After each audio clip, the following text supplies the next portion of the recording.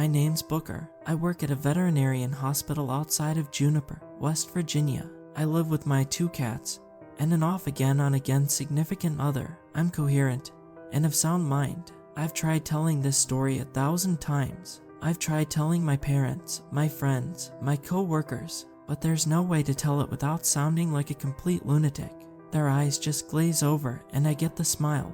You know the one. So I figured I'd write it all down instead, try to make it cohesive. Maybe someone has seen something similar. On February 17, 2023, I was heading to work. I took the I-79 north towards Morgantown when I came across a parked vehicle on the side of the road. Looked like an older generation silver-white Toyota Avalon. It must have been there for some time, since there was snow covering parts of the hood. I could see a big dent on one side and a crack in the passenger side window. One of the doors was open. I pulled over and glanced at it from afar. I couldn't see anyone in there. I looked up the number to the sheriff's office and called it in, gave them my name and all. They told me they'd look into it. Then I got back in my car and didn't think any more of it. I had to work a bit later than usual that day, an hour or so, nothing major. When I was finally heading back home, it was already dark out. It was somewhere around 6:30 p.m. when I got to that same stretch of road where I'd seen that Avalon earlier that morning, and 10 hours later it was still there. The snow was stacked higher by now, but it was impossible to miss it. I figured the sheriff ignored my call. Somewhere along the line, someone dropped the ball. This thing needed to be towed, or there could be a nasty accident. All this went through my mind as I took my eyes off the road, and in that split second, someone stepped in front of my car. I swerved, but it was too late. There's a very distinct sound to hitting someone with your vehicle. There's like a whiplash effect when the head swings around and smacks into the windshield. It's like when you're swinging a bat, putting all the power at the very end. There was an explosion of blood, like a popped balloon. The sudden cracks in the windshield let in a whiff of cold highway air. I was doing everything I could to stop. I remember this strange sound, like a wounded animal. I know it was just me, screaming, but it was such an unusual sound that I can't help thinking it came from someone else. When I finally came to a full stop, I was already on my phone with the emergency services. I was trying to remain calm, but my hands wouldn't stop shaking. I kept hearing bleeping noises as my fingers accidentally kept hitting numbers. I was telling the operator my name, address, what happened, everything. Hell, I probably told them what I had for lunch. I got out of the car and saw the victim on the side of the road. I'd watched enough shows to know I shouldn't move them, but I wanted to be near and do what the operator asked. The victim was a young man, no older than 16, maybe 17 years old. We had the same hair, only his hadn't been brushed in a while. He was wearing this forest green hoodie with a pair of black jeans. There were branches and brambles stuck all over him, and I could see these little cuts and jabs along his clothes. He also had a peculiar smell, chemical, like ammonia, I think. His eyes were wide open, staring straight ahead. He didn't make any sound. No grunting, no wincing. He was just taking small breaths, laying there. There was a tiny pool of blood by his temple. The operator kept yelling in my ear, trying to get my attention. They wanted me to make sure he was breathing. Hold your hand about an inch in front of his face, she said. Can you feel the wind? I held my hand down and felt a cold breath push against my skin, but there was also a little huff, like he smelled me. Suddenly, his eyes darted my way. He seemed to investigate my clothes. Once I acknowledged he was breathing, they asked me to acknowledge he was conscious. I told them he was looking at me, but they needed an estimation of his mental state. Sir, I said, can you see me? Do you know where you are? His eyes locked straight ahead again. He didn't move an inch. I repeated myself over and over, trying to get his attention. Finally, I put a hand on his shoulder. That caught his attention. Bad man, he whispered. Help. He had this strange wheeze to his voice. I figured something was broken, or that he was trying to keep a straight face. I couldn't quite put my finger on why, but it bothered me. I was told to stay with him until the ambulance arrived. I turned on the hazard lights and made sure my car was well off to the side. I tried to be comforting. I tried telling him it was gonna be okay, and I carefully held his hand. He didn't react. He just stared straight ahead, and whenever I seemed a bit insistent, he'd give me that strange look and say the same thing. Bad man, help. When the ambulance arrived, I stepped back. They asked me a bunch of questions and tried to assess the damage. I told them about the head trauma and showed them the blood on my windshield, but that seemed to confuse them. For someone to take that kind of head trauma and still be conscious seemed strange. They figured he'd had a major concussion and gone into shock. They pulled out a stretcher, carefully moved him, and put the safety straps on. The police were on their way, and my car was gonna get towed. I was freaking out. I didn't know how to get home, or if my insurance would cover this, or how I'd get to work on Monday, or just 1,000 little worries all at once. From the stories I've heard, this man might sue me for everything I owned. You hear all the time about Samaritans stopping to help, only to get screwed over. One of the paramedics stopped to look me over but could see that I was in no immediate risk. Still, I could be concussed. They told me it'd be best if I rode along with them to get a thorough check at the hospital. I could ride up front while they kept the strange man in the back for observation. Slight breach of policy, but nothing major. I got in, and we took off down the road. I could see the police in the rear view mirror, just seconds behind us. They stopped at the accident site. The ambulance driver was a woman in her late 30s. She had a calm demeanor, and this sinewy kind of strength, like she could lift a truck, but also be knocked over by a sudden gust of wind. She tried her best to keep me in check. "I'm sure you're okay," she said, "but it's better to be sure. You got that insurance for a reason. Maybe you ought to just drop me off," I said. "You guys got your hands full. We got people waiting on site," she smiled. "Don't worry, you'll be in and out in 10 minutes. Just have a nurse check up on you first." All right. I could hear the paramedic in the back try his best to establish contact with the victim. He asked him questions, tried to keep him calm, and encouraged him to stay awake. The victim didn't move, not an inch. "I think there's an obstruction," I heard. I'm checking his throat. My mind was racing. I could still be held accountable for some kind of accidental manslaughter charge, or something similar. I hadn't been drinking, but maybe there could be a false positive on a drug test. I didn't know for sure every ingredient in that lunch sandwich I ate. I tried to stay calm and listen to the driver. She smiled at me, nodded, and told me it was gonna be okay. Then there was that moment. It was like the sound of the engine faded away. I remember the words, clear as day. "There's something in his throat." Looking up, I saw dark figures appearing on the road ahead of us. What happened next is hard to describe. It was like an explosion went off. There was an enormous force pushing against the left side of the vehicle, forcing the driver to swerve right to compensate. There was a scream as the paramedic in the back was flung into the wall. I heard the safety straps on the stretcher bend, and the sudden twang of metal as something snapped. Flesh smacked into the glass separating the front and back of the ambulance. There was a spatter of red and black, along with strands of brown hair. The screaming in the back stopped. There was panic. The swerving was out of control. I heard pounding coming from the back of the ambulance, but couldn't see through the bloody glass. "Bad, man. Help." That strange, monotone voice. Every word emphasized another hit. We were going too fast, passing by streetlights. I saw it all play out like a strobe effect. The driver trying to regain control, the bloodied glass denting, brown eyes looking up at me, and the two of us understanding that we'd lost control. Then it all came to a stop. We hit something, and all air was pushed out of my lungs as something in my chest snapped. I was flung against the seatbelt as the world shifted around me, and we came tumbling down a slope, screaming, broken glass, my world turning upside down, tossing me around like a handkerchief in a snowstorm. And then it was quiet. I was scared to open my eyes, thinking I might be dead. When I finally opened them, I heard the back of the ambulance open. There was an enormous pressure on my right arm, and it took me a few seconds to realize the ambulance had flipped to the side, with the driver's door positioned upwards. The airbag had deployed as the driver had her head at an angle, possibly giving her some kind of neck damage. Her arms hung helplessly down towards me as she groaned, trying her best to move.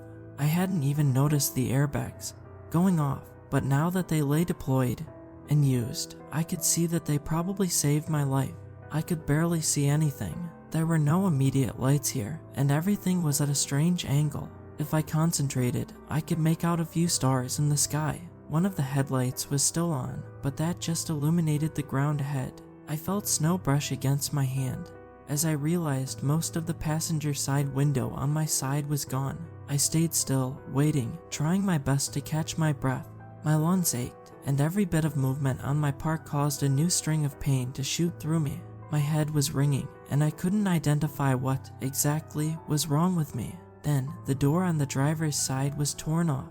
It was almost effortless. I heard some kind of mechanism struggle, but all it took was a rough pull, and it came loose. "Bad man," I heard someone wheeze. "Help." I tried to shield my eyes from falling glass.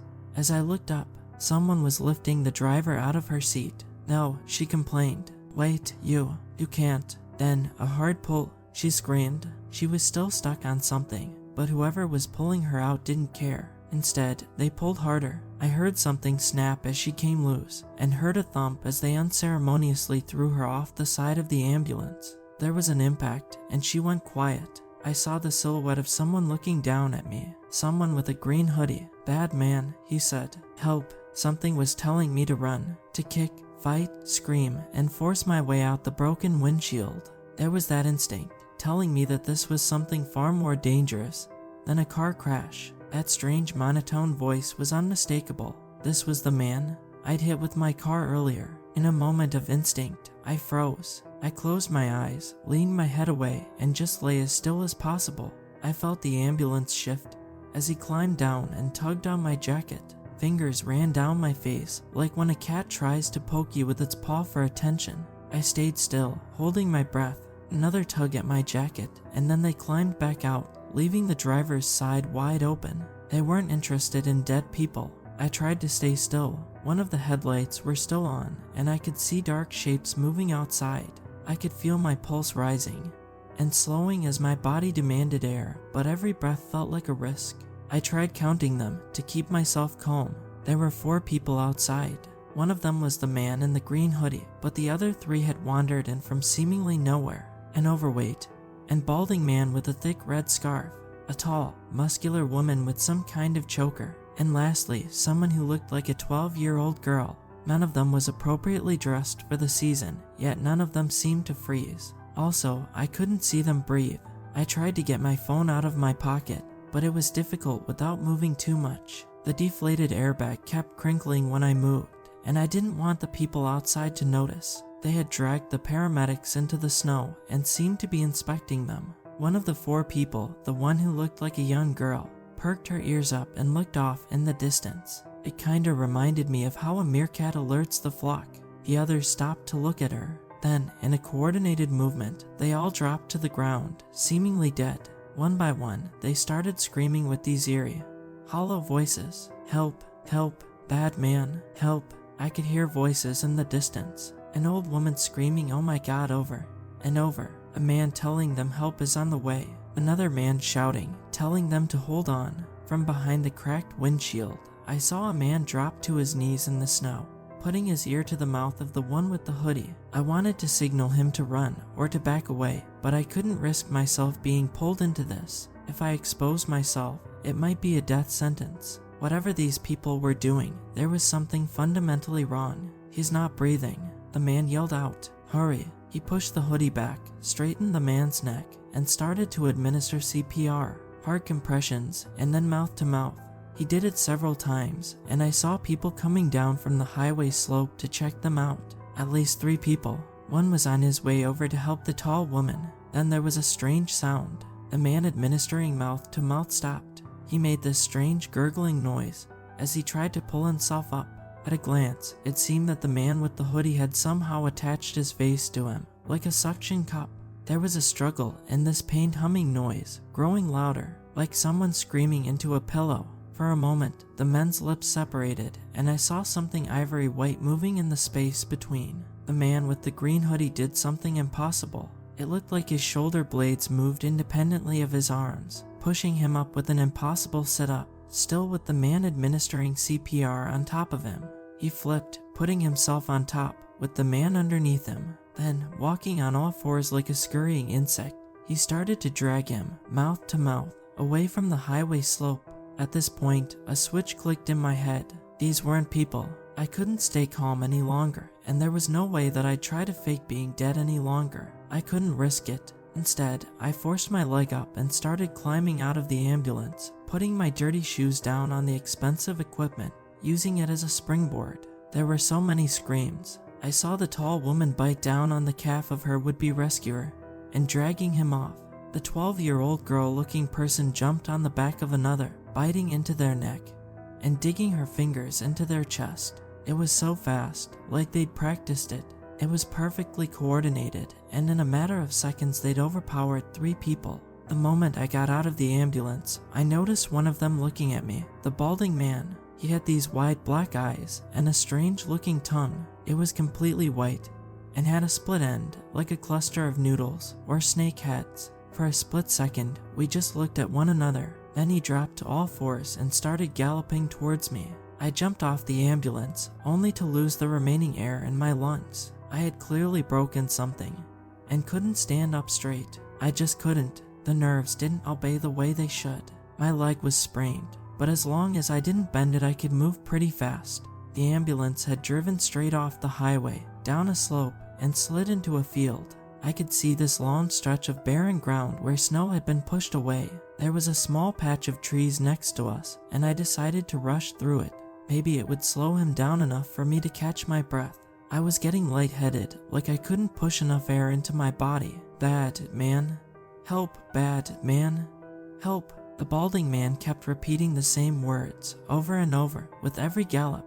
It had such an unnatural sound to it, a voice coming from down low with such an unearthly monotone cadence. I rushed through the patch of trees, with the balding man catching up to me. He didn't seem the least bit bothered. He crawled over logs and bushes with ease, much faster than what I did. The only thing I had going for me was a head start, and this burning panic pushing me forward. I got to the side of the slope and started climbing. It was at least 16 feet and a steep angle, so I had no choice but to crawl my way up.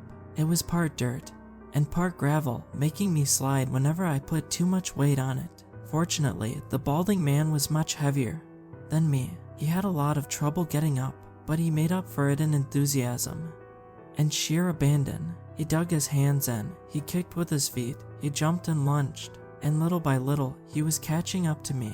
His hand touched the sole of my shoe. Instinctively, I kicked. I felt my heel connect with something soft. As cartilage gave way to rubber, I looked down. I could barely make out anything with the waning light from the streets above, but I saw this blank face with these completely black eyes looking up at me. His nose was broken, almost ripped from his face, but there was no blood. All I saw was these little white strings under his skin, waving back and forth. Slowly, the string started to pull the nose back to its original place. In a hissing warning, he opened his mouth, and I saw straight into his throat where something moved. I made it back up to the highway and started sprinting. In my mind, he was just inches away, and I didn't want to find out what would happen if he caught me. I didn't want to be dragged off into the dark. Instead, I heard cars approaching in every direction. Some honked, others switched lanes. I sprinted straight across, hearing the man switch from a gallop to a two-legged run. I was climbing across the midsection when I flinched from the pain in my chest. The air in my lungs escaped me, and in that moment of hesitation, he caught up to me. He grabbed a hold of my jacket and started pulling me back. Bad man. Help. He was too strong, not just for me, but in general. There was this cramp-like pull in his fingers, like iron clasps. I tried to pull away, but I just couldn't. I tried to scream for help, but I had no air left in my lungs, and I was getting dizzy. Instead, with the last bit of strength in me, I undid the zipper on my jacket. It came flying off, and my assailant lost his footing. I saw him stumbling backwards, straight into an oncoming moving truck. The balding man bounced off the hood like something out of a pinball machine. He tumbled into the road as the moving truck stepped on the brakes, trying their best to honk to warn the other drivers. I found an opening and headed straight for the truck, yelling along the way, stay in, don't go out, keep your windows up." I got to the passenger side. There was only the driver inside, and I knocked. He let me in, a man in his late 60s, clearly shaken. He could barely contain himself. I tried to calm him, but we just ended up screaming at one another. Finally, I pointed to the balding man, still illuminated by the headlights. "He's not dead," I repeated. He's faking it." The driver didn't listen. He opened the door, but I grabbed his coat. I didn't let him go. After a few seconds of struggling back and forth, he tried punching me. We scuffled a bit until we noticed flashing lights in the rear view mirror. 2 police officers approached us, but there were more coming down the opposite side. I pointed at the balding man, screaming the same thing over and over, telling them he wasn't dead, that he was faking, that I'd been attacked. One of the officers pulled me aside. "Are you sure?" he said. "Are you sure about this?" Of course I was. I tried telling them everything at once, making me jumble the words and lose my train of thought. The 2 officers exchanged a look, and the other approached the balding man. In one swift movement, he pulled out his handgun and fired 8 rounds. It was like the world stopped for a second. All screams and shouts faded away with my ringing ears. The balding man took 8 rounds, but still squirmed. He took 4 more to the chest before he stopped moving. One of the officers started repeating numbers into his walkie-talkie while the other stayed with me. "And the driver, we're taking you home," he said. "No questions right now. Let's just get you home." I was put in the squad car along with the driver of the moving truck. Just minutes later, the road was swarming with flashing lights. I saw some policemen move to the side of the road, looking down the slope. As we drove away, I heard several of them open fire against something down below. Handguns, shotguns, rifles, a firing squad illuminating the dark. When they realized I was wounded, I was taken to the hospital. The incident was reported as a traffic accident. No matter who I talked to about it, they all said the same thing: traffic accident.